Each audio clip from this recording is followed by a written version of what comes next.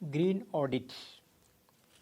Green audit എന്ത്, എന്തിന്, എങ്ങനെ എന്ന് വിശദീകരിക്കുന്ന ഒരു വീഡിയോ ക്ലാസ്സാണിത്. എല്ലാ വിദ്യാഭ്യാസ സ്ഥാപനങ്ങളും അവരുടെ ക്യാമ്പസിൻ്റെ ഇന്നത്തെ സ്ഥിതി ഒരു എക്സ്റ്റേണൽ ഏജൻസിയെ കൊണ്ട് വിലയിരുത്തി ഒരു സമഗ്ര റിപ്പോർട്ട് തയ്യാറാക്കുന്നത് നല്ലതാണ്. ആദ്യമായി നമുക്ക് പരിസ്ഥിതി എന്താണ് എന്ന് നോക്കാം. ജീവനെ സ്വാധീനിക്കുന്ന ഭൗതികവും ജൈവികവും സാമൂഹ്യവും സാംസ്കാരികവുമായ ഇടപെടലുകളുടെ ആകെ തുകയാണ് പരിസ്ഥിതി. സ്ഥലകാലങ്ങൾക്കനുസരിച്ച് പരിസ്ഥിതിയിൽ മാറ്റങ്ങൾ സംഭവിക്കുന്നു. ഈ മാറ്റങ്ങളും പരിസ്ഥിതി ഘടകങ്ങളും ചേർന്ന് ഭൗമാന്തരീക്ഷ വ്യവസ്ഥകളെ രൂപപ്പെടുത്തുന്നു. സൂക്ഷ്മതലം മുതൽ ആഗോളതലം വരെ വ്യാപിക്കുന്ന ബൃഹത് തോതിലാണ് ഈ മാറ്റങ്ങൾ സംഭവിക്കുന്നത്.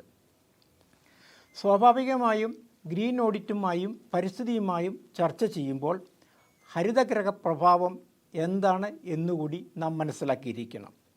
എന്താണ് ഹരിതഗ്രഹ പ്രഭാവം?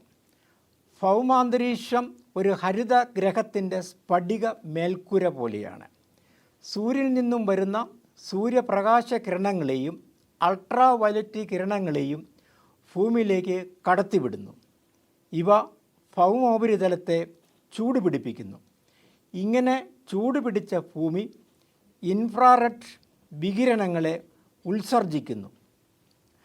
അന്തരീക്ഷം സ്ഫടിക മേൽക്കൂരയെപ്പോലെ തന്നെ ഇൻഫ്രാറെഡ് കിരണങ്ങളെ കടത്തിവിടുന്നില്ല. തൽഫലമായി താപോർജ്ജം അന്തരീക്ഷത്തിൽ കുടുങ്ങിപ്പോവുകയും അന്തരീക്ഷ ഊഷ്മാവ് വർദ്ധിക്കുകയും ചെയ്യുന്നു. ഇതിനെയാണ് ഹരിതഗ്രഹ പ്രഭാവം എന്ന് പറയുന്നത്.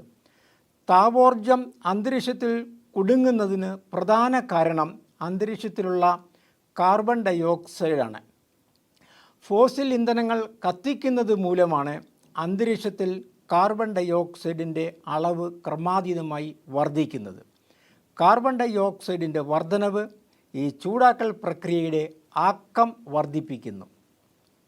ഇനി നമുക്ക് ഗ്രീൻ ഓഡിറ്റ് എന്താണ് എന്ന് മനസ്സിലാക്കാം. ഒരു വിദ്യാഭ്യാസ സ്ഥാപന പരിസരത്തിലെ പ്രകൃതി വിഭവങ്ങളുടെ ഉപയോഗവും പരിസ്ഥിതി പരിഗണനയും വിലയിരുത്തുന്ന പ്രക്രിയയാണ് ഗ്രീൻ ഓഡിറ്റ്. ഊർജം, ജലം, മാലിന്യങ്ങൾ, ജൈവ വൈവിധ്യം തുടങ്ങിയവയുടെ ഉപയോഗം ആധികാരികമായി വിശകലനം ചെയ്യുന്നു.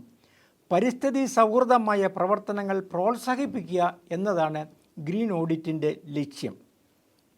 ഗ്രീൻ ഓഡിറ്റിൻ്റെ ലക്ഷ്യങ്ങൾ: പ്രകൃതി വിഭവങ്ങളുടെ നിലനിൽപ്പിന്, ഊർജക്ഷമത വർദ്ധിപ്പിക്കുന്നതിന്, ജലസംരക്ഷണം ഉറപ്പാക്കുന്നതിന്, മാലിന്യങ്ങളുടെ ശാസ്ത്രീയ സംസ്കരണത്തിനും പുനരുപയോഗത്തിനും, ക്യാമ്പസിൻ്റെ കാർബൺ ഫുട്പ്രിൻറ്റ് കുറയ്ക്കുന്നതിന്. ഗ്രീൻ ഓഡിറ്റിൻ്റെ പ്രധാന മേഖലകൾ ഏതൊക്കെയാണ്?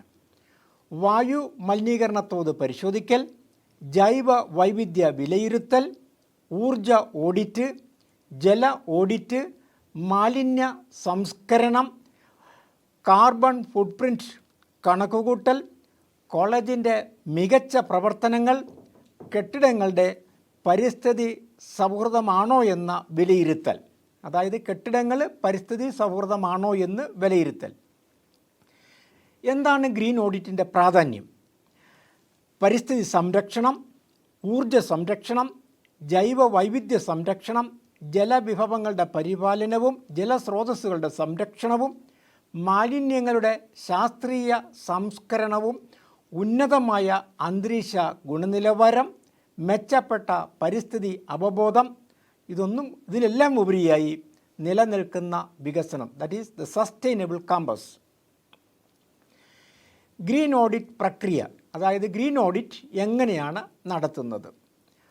ആദ്യമായി ഡാറ്റ ശേഖരണം, സ്ഥലം സന്ദർശനം, ഉപയോക്തൃശീലങ്ങളുടെ അവലോകനം, തൽപര കക്ഷികളുമായി ചർച്ച, റിപ്പോർട്ട് തയ്യാറാക്കൽ, ശുപാർശകൾ അവതരിപ്പിക്കൽ, അവസാനമായി റിപ്പോർട്ട് സമർപ്പണം.